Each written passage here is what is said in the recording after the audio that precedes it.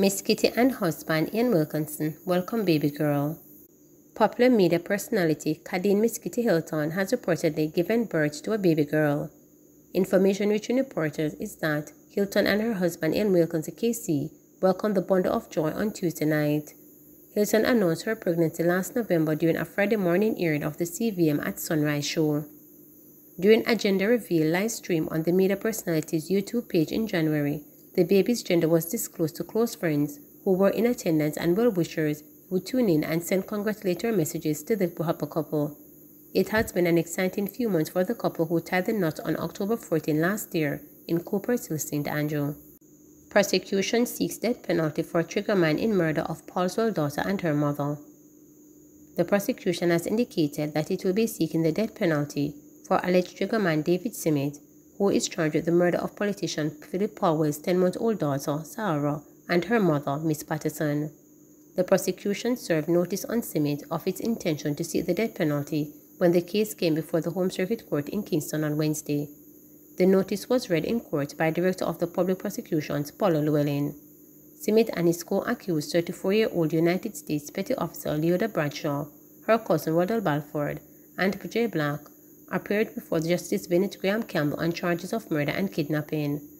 The Crown is alleging that Patterson and her child were abducted from their home on Gilmore Drive in St. Andrew on September 9, 2023. They were taken to East Kingston, where they were fatally shot and their bodies burned. It is being alleged that Bradshaw, who was an intimate partner with Paulwell, is the mastermind behind the double murder. Two of the co-accused, Sean Miller and Richard Brown, pleaded guilty last year in November. Miller was sentenced to 7 years and 10 months imprisonment each for conspiracy to kidnap, accessory before the fact to murder, and 2 counts of misprision felony. Brown is now serving 30 years imprisonment for the double murder. Councillor-elect for Waterloo Division Winston Enis dismisses suggestions that he resigned from the JLP. Councillor-elect for the Waterloo Division in Kingston Winston Enis has dismissed suggestions that he has resigned from the Jamaica Labour Party. This after a leaked WhatsApp voice note emerged last evening, with Mr. Enis indicating that he would withdraw his membership from the party. In a statement yesterday morning, Mr. Enis explained that the sentiments captured in the voice note were expressed to the heat of the moment. He said he remains a committed member of the Jamaica Labour Party.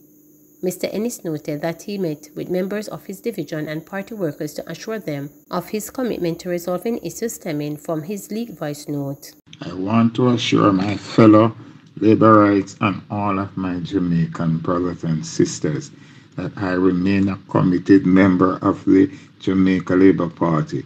There is no issues which may arise that we cannot settle internally. I want to thank everybody at all levels of the party for their love and support. Let us remain fully committed to the cause of working to make Jamaica a better place. Businessman Everton McDonald and Co accused found guilty for murder of McDonald's wife. 69-year-old Portland businessman Everton McDonald and his co-accused 39-year-old Oscar Barnes were convicted of the murder of McDonald's wife, 32-year-old Tony McDonald, on Wednesday. A 7-member jury deliberated for several hours on Wednesday and returned unanimous guilty verdicts in the Home Circuit Court. McDonald's wife Tony was murdered on July 20, 2020 in Portland. Justice Chester Stamp presided at the trial and will sentence the men on May 16. They were both convicted of murder and conspiracy to murder. The Crown alleged that it was a contract killing and that the accused McDonald orchestrated the murder. Evidence was led in the Home Circuit Court that Tony's throat was cut and she was stabbed several times before being set ablaze in Sherwood Forest in Portland. It was also agreed that McDonald had placed a $3 million contract for the murder of his wife, who he claimed was cheating on him. Prosecution witness Denverlin Bobla Minto had testified that he conspired with Barnes to commit the murder. Minto pleaded guilty to his role in the murder and is now serving a sentence of 19 years imprisonment. McDonald and Barnes have denied committing the offense. Security forces increased monitoring of Coastline amid concerns of fleeing Haiti. The security forces have increased monitoring of Jamaica's coastline amid concerns that fleeing Haitians may attempt to enter illegally. The heightened vigilance follows reports of unrest in the neighboring island, including the escape of thousands of inmates from a prison. In response to queries, the Jamaica Defense Force indicated that it remains cognizant of the developing situation in Haiti and maintains a heightened state of readiness pursuant to the preservation of Jamaica's national interest. The JCF said, in keeping with the intent, the Marine, Air, and Cyber Command in exercising sea control in Jamaica-Haiti Gap utilized surface and air assets to the transition zone as a continuation of the campaign to prevent the landing of illegal migrants. It added that in the land domain, the Jamaica Regiment, in support of the Jamaica Constable Force, continues to conduct focused joint deployments in areas of strategic concern, with all other formations providing support. The JDF reaffirmed its commitment to the protection of national interests and the safeguarding of Jamaicans' borders. Public will have say on rehabilitation works to take place at Vale Royal, Information Minister Robert Morgan stated.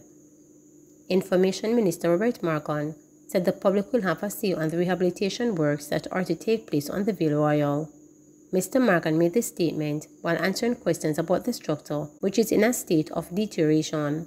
Speaking during the Standing Finance Committee, Mr. Morgan said the government could not have rehabilitated such a significant landmark without the contribution of the public. He noted that a definite timeline for rehabilitation has not yet been determined. Is there going to be any public input from the Jamaica National Heritage Consultation so that the public can have a say in terms of what they build in the future of that facility? We will have to. I mean, we could never, as a government, seek to do a rehabilitation of such an important landmark without the contribution of the persons who live in the community and other interested parties from across the island. So there is no intention of doing any work there of any significant nature without especially consultations with you as the representative. And can you give us a time frame? Is this 24, 25, 25, 26? When we're talking about? As I said to you, I would have to contact the JNHT to hear what their timeline for their plan is. And then when they get back to the office of the Prime Minister, we will definitely reach out to you before to let you know how long they're going to take to do their planning, as well as what the plan for the government is after we receive the plan in terms of consultation and in terms of engagement with various stakeholders. Police tightening loopholes around data theft. St. James Senior Superintendent of Police Vernon Ellis says significant strides have been made in the fight against information theft in Jamaica outsourcing sector. Ellis was speaking during a panel discussion at the Global Services Association of Jamaica President's Breakfast Forum in Montego Bay on Thursday. The senior superintendent shared that with the introduction of the business process outsourcing BPO sector in the early 2000s, the island also saw the start of lottery scamming in Montego Bay.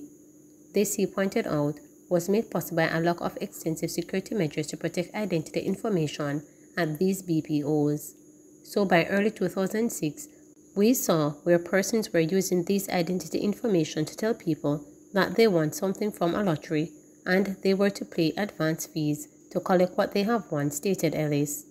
The senior superintendent said that during this time, lawmen also encountered difficulties in their attempts at policing this growing concern, as there was nothing in the Jamaican laws that spoke about lottery scamming related offences.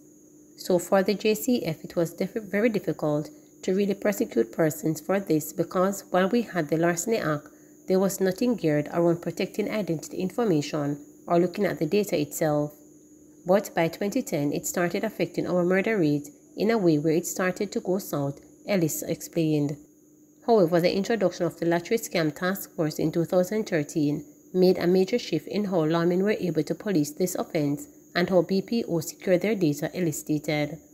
The senior police said that this task force assisted for the JCF to forge a partnership with the BPOs across the parish to protect their clients' data. In addition to that, the Lottery Scam Task Force also brought to light how data was being stolen from by scammers. They agreed that we needed a task force to start looking at the BPOs, how we help the BPOs to secure data, how we would target persons who were involved in lottery scamming, Ellis further stated. When we started out in 2013, we saw where the task force was going after persons. Some of them were connected to the BPOs with identity information.